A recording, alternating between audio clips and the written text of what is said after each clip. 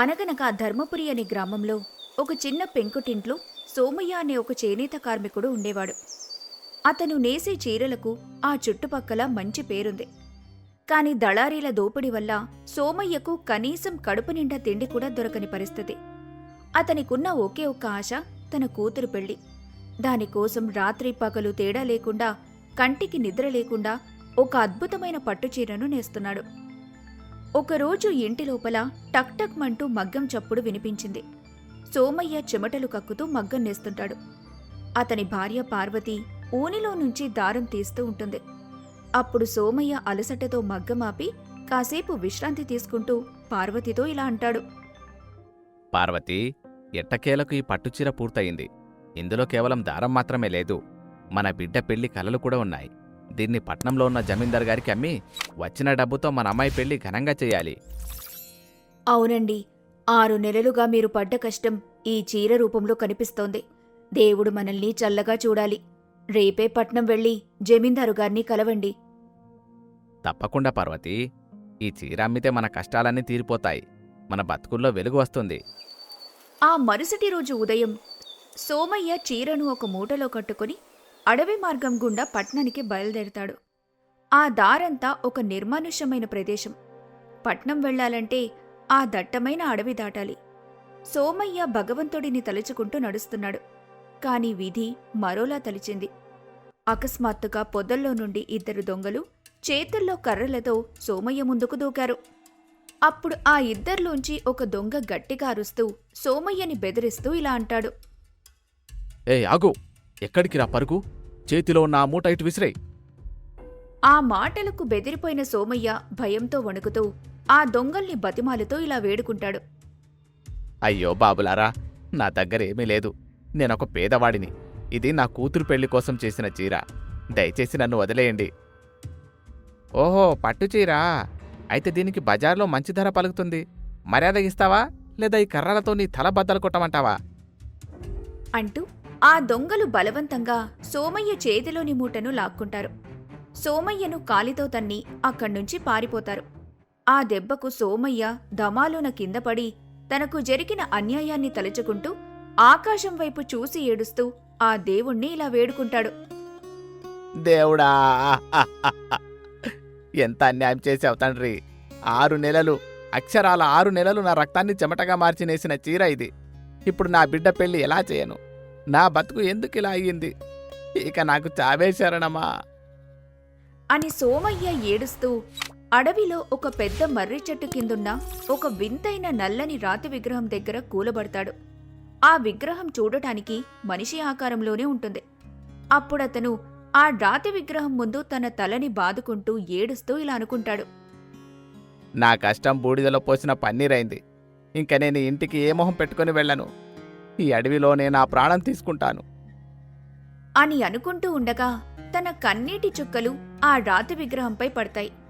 అప్పుడున్నట్టుండి గట్టిగా గాలి వీయటం మొదలవుతుంది. ఆ చెట్టు కొమ్మలు కదులుతాయి. హఠాత్తుగా ఆ రాతి విగ్రహం నుండి ఒక గంభీరమైన గొంతు ఇలా వినిపిస్తుంది. ఆగుమానవా, ఆత్మహత్య మహాపాపం. నీ కన్నీళ్లు నా రాతి గుండెను కూడా కరిగిస్తున్నాయి. ఎందుకు ఇంతలా విలపిస్తున్నావు? అప్పుడు సోమయ్య భయంతో లేచి నిలబడి చుట్టూ చూస్తూ కంగారు పడుతూ ఇలా అంటాడు. ఎవరిది? ఎవరు మాట్లాడుతున్నారు? కొంపదీసి రాయి మాట్లాడుతోందా ఏంటి? భయపడకు సోమయ్య, నేను దయ్యాన్ని కాదు. ఒకప్పుడు నేను గంధర్వుణ్ణి. నా పేరు మణిమంతుడు. ఒక శాపం వల్ల ఇలా రాతి విగ్రహంగా మారి ఈ అడవిలో బందీనయ్యాను. అప్పుడు సోమయ్య ఆ రాతి విగ్రహంలో నుంచి వినిపిస్తున్న గొంతును విని ఆశ్చర్యపోతూ ఆ విగ్రహంతో ఇలా అంటాడు. గంధర్వుడా, అసలు మీకు ఈ పరిస్థితి ఎందుకొచ్చింది స్వామి? నా కష్టాలు చెప్పుకొని ఏడుస్తుంటే మీరు నన్ను ఓదారుస్తున్నారు.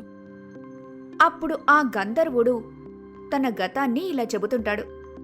కొన్నేళ్ల క్రితం నేను నా స్నేహితులతో కలిసి విహారయాత్రకు భూలోకానికొచ్చాను.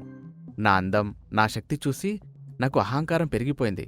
ఈ అడవిలో వృక్షఋష మహర్షి తపస్సు చేస్తూ ఉండంగా నేను ఆయనను ఎగతాళి చేస్తూ నా వీణతో వికృతమైన శబ్దాలు చేసి ఆయన తపస్సుకు భంగం కలిగించాను. తప్పుభంగము కలిగి కోపంతో కళ్ళు తెరిచిన ఋషి తన కమండలంలోని నీటిని చేతిలోకి పోసుకొని ఏదో మంత్రం చదువుతూ ఆ గంధర్వుడిపై చల్లుతూ ఇలా శపించాడు. ఓరి మూర్ఖుడా, నీ సంగీతం, నీ అందం నిన్ను పొగరుబోతుగా మార్చాయి. ఇక నుంచి నువ్వు ఎవరికి ఉపయోగపడని రాయిలా ఈ అడవిలోనే పడి ఉండు. ఆయన శాపం వల్ల తక్షణమే నేను రాయిలా మారిపోయాను. నేను అహంకారంతో నా కళ్ళు మూసుకుపోయి చేసిన తప్పిదాన్ని మన్నించమని వేడుకోగా ఆయన శాంతించి ఒక విముక్తి మార్గం చెప్పాడు. అదేంటంటే, ఎప్పుడైతే ఒక నిస్వార్థపరుడు కష్టాల్లో ఉన్నా సరే ఇతరులకు సాయం చేయాలనే గుణం ఉన్నవాడు పక్కనే ఉన్న భైరవకోన జలపాతం నుండి పవిత్ర జలాన్ని తెచ్చి నా మీద పోస్తాడో అప్పుడు నాకు విముక్తి కలుగుతుంది అని చెప్పాడు. అంటూ తన గతాన్ని చెప్పటం ముగిస్తాడు గంధర్వుడు. ఆ మాటలు విన్న సోమయ్య ఎంతో జాలిగా ఆ విగ్రహం వైపు చూస్తూ ఉండగా ఆ గంధర్వుడు సోమయ్యతో ఇలా అంటాడు. సోమయ్య, ఇన్నేళ్లుగా ఎందరో ఈ దారిలో వెళ్లారు, కాని ఎవరూ నా గురించి పట్టించుకోలేదు. నువ్వు మంచివాళ్ల ఉన్నావు. నా శాపం పోగొట్టు. నీకు నేను సహాయం చేస్తాను.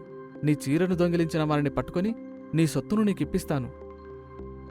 స్వామి, ఇన్ని నెలల నా కష్టం ఎలాగూ పోయింది. కనీసం నా వల్ల మీకైనా మంచి జరుగుతుందంటే ఆ పని తప్పక చేస్తాను. ఆ జలపాతం ఎక్కడుందో చెప్పండి. అది చాలా ప్రమాదకరమైన ప్రదేశం సోమయ్య. ఆ జలపాతం ఈ తూర్పు వైపు ఉన్న అతిపెద్ద కొండ చివరన ముళ్ళు రాళ్ల మధ్యలో ఉంటుంది. అక్కడికి వెళ్ళడానికి ఎంతో ధైర్యం మరియు అపారమైన పట్టుదల కావాలి. జాగ్రత్తగా వెళ్ళు అని అనగానే సోమయ్య ఒక్క క్షణం కూడా ఆలోచించకుండా తూర్పు వైపు ఉన్న ఆ కొండ దగ్గరికి చేరుకుంటాడు. తను ఎంతో ధైర్యంగా ఆ కొండ ఎక్కటం మొదలు పెడతాడు. కాళ్లకు ముళ్ళు గుచ్చుకుంటాయి. జారిపడతాడు. అయినా సరే పట్టుదలతో పైకి వెళ్తాడు. చివరకు జలపాతం దగ్గరికి చేరుకుంటాడు. ఒక ఆకు దొన్నెలో నీళ్లు నింపుకొని జాగ్రత్తగా కిందికి వస్తాడు. అప్పటికే తను చాలా అలసిపోయి నీరసంగా అవుతాడు. కాని ఎలా అయినా ఆ గంధర్వుడికి సహాయం చేయాలనే దృఢ సంకల్పంతో తన మనసులో ఇలా అనుకుంటూ ముందుకు సాగుతాడు. ఎలాగైనా ఈ నీళ్లు ఆ విగ్రహం మీద పోయాలి. ఆ గంధర్వుడికి విముక్తి కలిగించాలి అని అనుకుంటూ సోమయ్య రాత్రయ్యేలోపు విగ్రహం దగ్గరికి చేరుకుంటాడు. తను తెచ్చిన దొన్నెలోని ఆ మాయా జలపాతం నీళ్లను ఆ విగ్రహం మీద పోస్తాడు. వెంటనే పెద్ద మెరుపు మెరుస్తూ ఆ రాతి విగ్రహం పగిలిపోయి అందులో నుండి ఒక దివ్యమైన తేజస్సుతో గంధర్వుడు బయటికి వస్తాడు. ఇన్నాళ్లకు అతనికి సోమయ్య సహాయం వల్ల విముక్తి కలిగిందనే ఆనందంతో సోమయ్యకి కృతజ్ఞతలు తెలుపుకుంటూ అతనితో ఇలా అంటాడు. ధన్యుడవు సోమయ్య. నీ నిజాయితీ, పరోపకార బుద్ధి వలన నాకు శాప విమోచనం జరిగింది. ఇన్నాళ్లకు నాకు నా స్వేచ్ఛ దొరికింది. ఇప్పుడు నా వంతు అని అంటూ గంధర్వుడు తన కళ్ళు మూసుకొని మంత్రం చదువుతాడు. అప్పుడు వెంటనే గాల్లో ఒక సుడిగుండం లాంటి ద్వారం ఏర్పడి అందులో నుండి ఎక్కడో ఉన్న ఆ దొంగలు ఇద్దరూ అక్కడికి ఎగురుకుంటూ వచ్చి పడతారు. వారి చేతిలో ఉన్న చీరమూట కూడా అక్కడికొస్తుంది. అప్పుడు అందులో నుంచి ఒక దొంగ భయంతో వణికిపోతూ ఇలా అంటాడు. బాబోయ్, ఏంటిది? మేమిక్కడికొచ్చాం. ఇతనెవరు? కొంపదీసి దయ్యం కాదు కదా? ఓరి దుర్మార్గుల్లారా, కష్టపడి బతికే పేదవారి పొట్ట కొడతారా? మీకు తగిన శాస్త్రి జరగాల్సిందే. ఈ అడవిలో ఉన్న తేనెటీగలు మిమ్మల్ని ఊరి పొలిమేర దాకా తరిమికొట్టుగాక అని గంధర్వుడు శాసించగానే తేనెటీగల గుంపు దొంగల వెంట పడుతుంది. దాంతో వాళ్లు చచ్చాంరా బాబోయ్ అనుకుంటూ పారిపోతారు. ఆ తరువాత గంధర్వుడు నవ్వుతూ చీరమూటను సోమయ్యకు ఇస్తాడు. దాంతోపాటు తన మెడలోని ఒక రత్నాలహారాన్ని కూడా తీసిస్తూ ఇలా అంటాడు. సోమయ్య, ఇదిగో నీ కష్టం. ఆ దొంగలిక ఎప్పుడూ ఇటువైపు రారు. నీ నిజాయితీకి, నువ్వు చేసిన సహాయానికి నా చిన్న కానుక ఈ రత్నాలహారం. దీన్ని అమ్ముకుంటే నీ కూతురు పెళ్లి వైభవంగా జరగడమే కాదు, నీవు జీవితాంతం సుఖంగా బతకవచ్చు. అప్పుడు సోమయ్య ఎంతో వినయంగా తన కళ్ల నిండా నీళ్లతో తన 2 చేతులు జోడించి ఇలా అంటాడు. స్వామి, మీరు దేవుళ్ళ ఆదుకున్నారు. నాకీ చీర దొరికితే చాలు. ఈ హారం మీ దగ్గరే ఉంచుకోండి. వద్దు సోమయ్య, నిస్వార్థంగా సాయం చేసిన వాడికి దేవుడిచ్చే వరమిది. కాదనకు. సుఖంగా ఉండు అని చెప్పి గంధర్వుడు ఆకాశంలోకి ఎగిరి మాయమైపోతాడు. సోమయ్య ఎంతో సంతోషంతో తిరిగి ఇంటికి పరిగెడతాడు. గంధర్వుడు తనకిచ్చిన హారాన్నమ్మి తన కూతురు పెళ్లిని ఘనంగా చేయిస్తాడు. ఆ తర్వాత సోమయ్య మరియు అతని భార్య ఆ మిగిలిన సంపాదనతో వారికో జీవనాధారాన్ని ఏర్పరచుకొని తమకు తోచిన దాంట్లో 10 మందికి సహాయం చేస్తూ ఎంతో సంతోషంగా ఉంటారు. కథలోని నీతి: పరులకు చేసే సాయం తిరిగి మనకే అదృష్టమై వస్తుంది. అందుకే కష్టం వస్తే కుంగిపోకూడదు, మన నిజాయితీని వదులుకోకూడదు. సోమయ్య లాంటి మంచి మనసున్న వారికి ఆ దేవుడు ఏదో ఒక రూపంలో సాయం చేస్తూనే ఉంటాడు.